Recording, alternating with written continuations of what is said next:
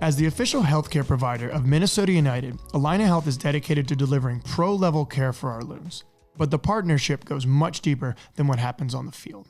From our shared support of youth-focused nonprofits like Roots for the Home Team, to championing programs for adaptive athletes with the MNUFC Power Soccer Team, Allina Health and Minnesota United are committed to providing an altogether better experience for Loons fans. Learn more at allinahealth.org/loons.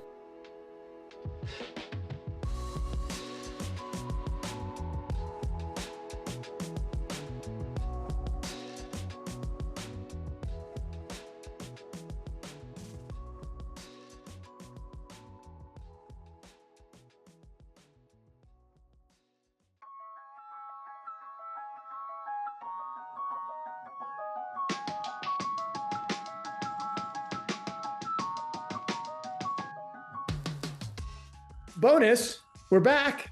Didn't expect this, but regardless, Hank, it sounds like, again, maybe I'm jumping to conclusions, maybe I'm not, but it sounds like we're pretty close, if not finalized, with one more signing, question mark? Yeah, very close to finishing the signing of Owen Gene from Amiens and the second division in France. Yep.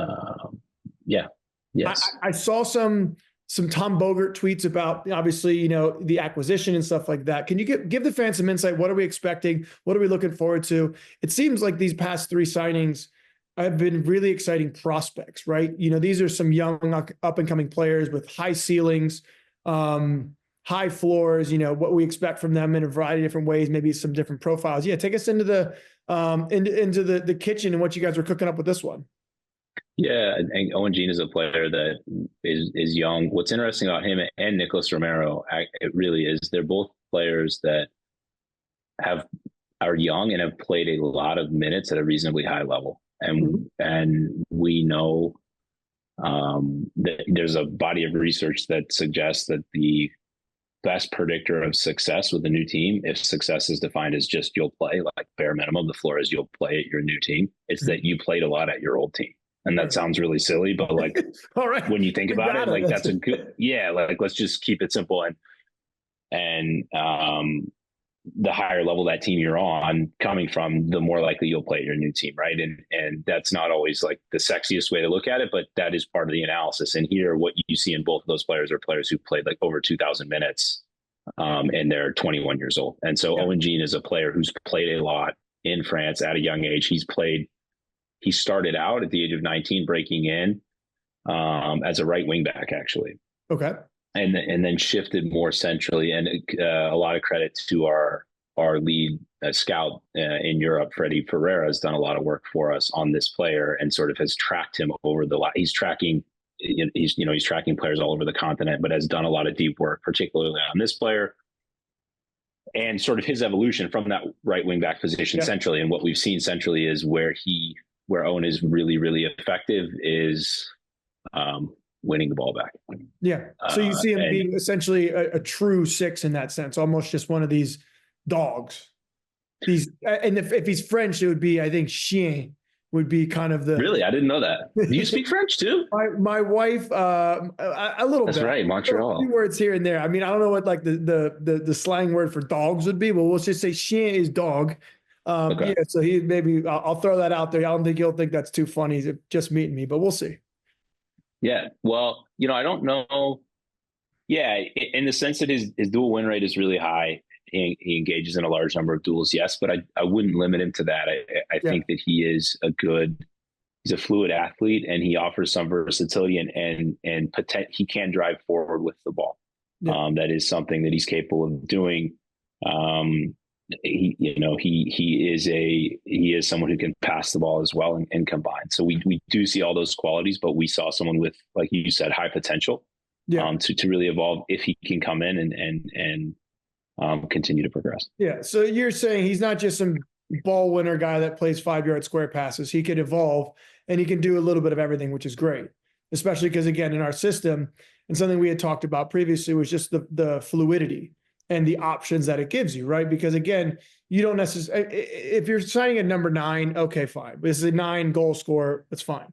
But obviously, depending on certain systems, you want players that can kind of rotate. If you play 2 6s, if you play 3 6s, if you play 2 10s, whatever. Obviously, we're getting into the weeds of it a bit, but you want to try to provide Coach Ramsey with a player that now he can say, okay, cool.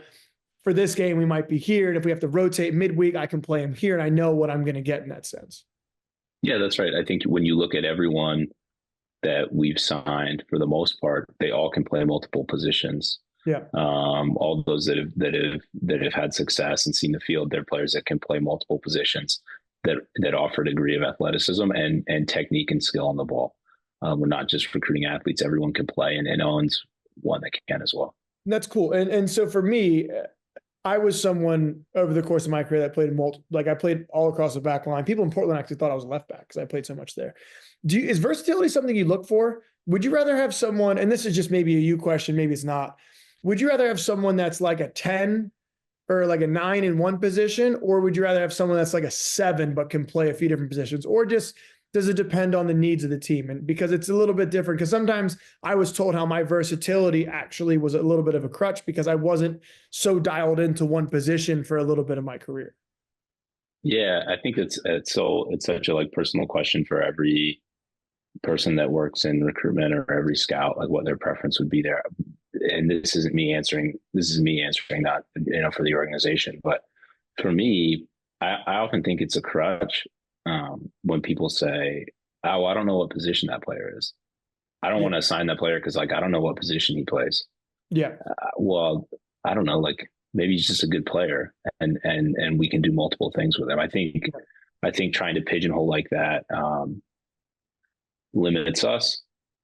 That said, I think certain positions on the field, that's fine. If you're a big center back, you're a big center back. It's not like you're in different places. Or if you're a 9, you're just going to go score goals. Not like, oh, he plays as a 10 or as an 8. No, he's a 9. He goes and scores goals. He's a goalkeeper. He's going to try to keep the ball out as best as possible. So I think in certain situations it's great. But again, I was just more curious because I think about my own, self for a bit there when I was in Portland. People didn't know if I was a right or a left back. And I think at times it was a little bit of a detriment to me. But I think in this case, signing midfielders that can play 6, 8, maybe slide 10, maybe play wing back. For us, sounds like a really good fit.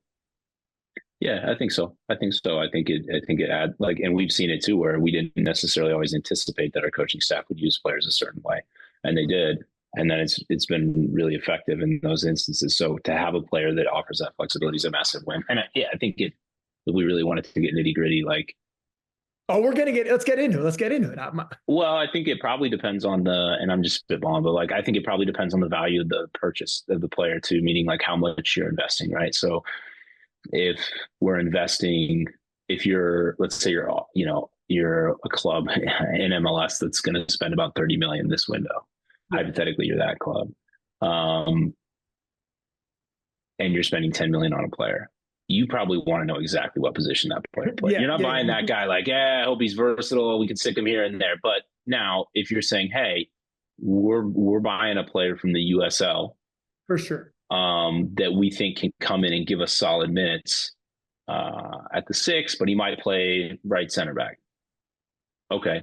That, then the value for what you're getting is higher. Right, because he could hit in multiple places, and so I think for us having that flexibility is important. Yeah.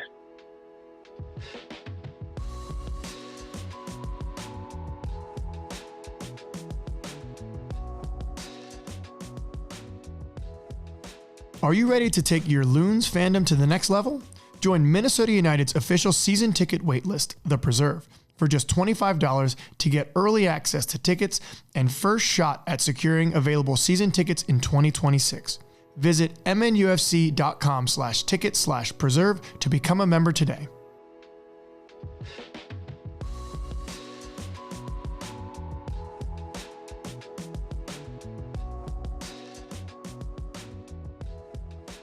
I think that's pretty spot on though, because obviously if you're going to spend that much amount of capital and resources, I'm sure even pitching it to ownership who are putting out the money, I'm Yeah. sure as an owner, you're probably going to want to hear a pretty good answer as to where the player is going to play, as opposed to be like, he's pretty good. Like, Super flexible. he's going to Yeah, be no, on the exactly. field.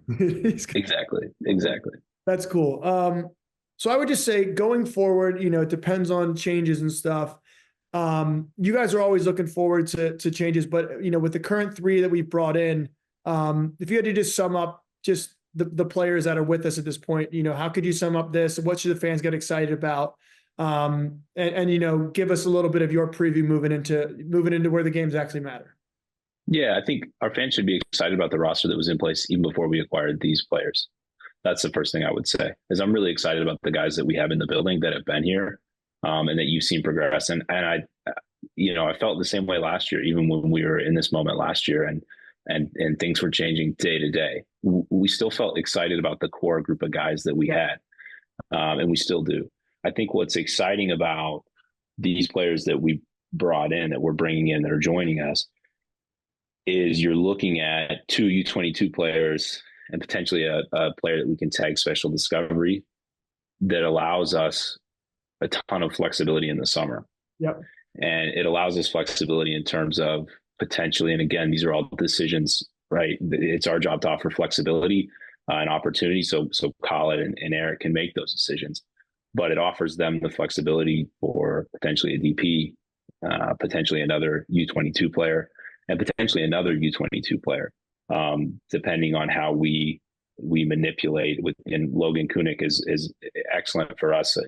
Helps manage the salary cap and really is the engine behind everything that we do. We can find ways to actually toggle on and on. If you look, I'll just say this, and maybe I'm getting too nitty gritty again. I think what's interesting about I'm eating this up. This is great.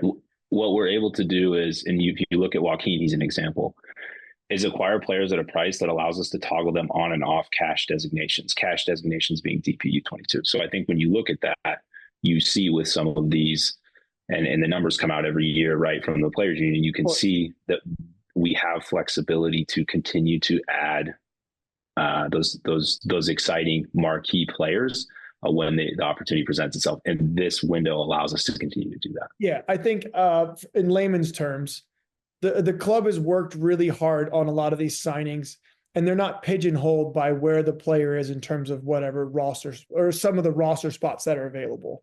And I think that's something that the normal fan doesn't fully understand, is the rosters are not as transparent as an NBA roster where you have a bajillion dollars and you can sign for the max and you're good to go. Whereas in MLS, the roster structures are pretty complex, especially now that you can choose between 3 DPs and 3 U22s or 2 DPs and 4 U22s, and how you can buy people up, buy people down, whatever it might be. But all in all, the staff is bringing in players that allow them the flexibility to potentially add and make changes and move people around, which is really good, and something that I think is really undervalued in the general public form. That's just the way I view it. Yeah, no, I agree. I mean, anytime you're going to compliment our work, I'm going to agree with you. No, but yeah, I can keep going. I got a few more minutes to another meeting. No, for sure.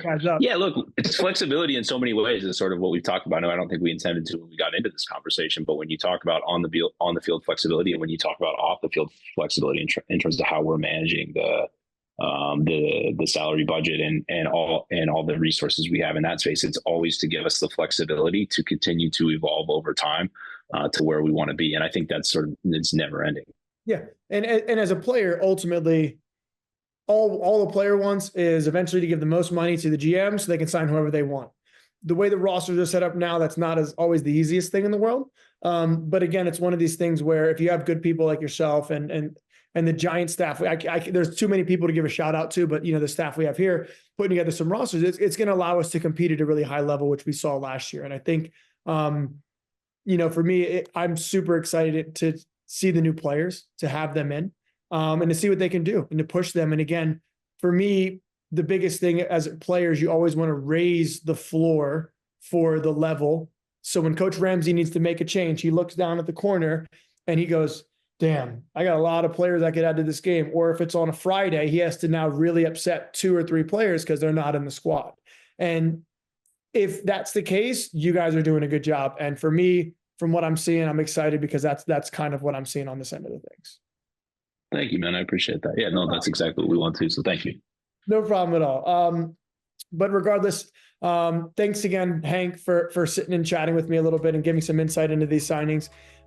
It's been a lot of fun, and hopefully I can have you back on another Sound of the Loons pod brought to you by Line of Health here in the near future. You just let me know whenever we can go to the rodeo. We'll see if we can pull that up. We go to the rodeo together. I'll text you the dates. Obviously. And we'll check out some new prospects. Cool. Thank you, man. I appreciate it. Cool. Thanks a lot, Hank. Have a good one.